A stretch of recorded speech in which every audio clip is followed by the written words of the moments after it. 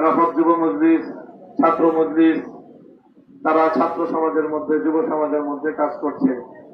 সর্বস্তরের ছাত্র জনতা, তৌহিদি জনতাকে আমি উদাত্ত আহ্বান জানাবো যে আসুন আল্লাহর জমিনে আল্লাহর খেলাফত কায়েমের মাধ্যমে আমরা ন্যায় এবং ইনসাফ ভিত্তিক সমাজ গঠনে আমাদের ভূমিকায় আমরা সোচ্চার হই। আমাদের দীর্ঘ সফর, রাস্তায় যানজটের কারণে অনেক বিলম্ব হয়েছে।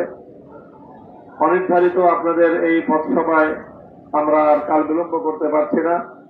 আমাদের ইতিমধ্যে অনেক বিলম্ব হয়ে গিয়েছে। আমাদের গন্তব্য ফেনী, আসরের আগে সেখানে পৌঁছতে হবে। প্রতিমধ্যে আরো প্রোগ্রাম আছে। কাজেই আমি আপনাদেরকে আপনাদের এই আয়োজনের জন্য শুকরিয়া আদায় করি এবং আপনারা আগামী দিনে আমাদের সঙ্গে হাতে হাত রেখে কাঁধে কাঁধ মিলিয়ে আল্লাহর দ্বীনকে বিজয়ী করবার এই সংগ্রামে আত্মনিয়োগ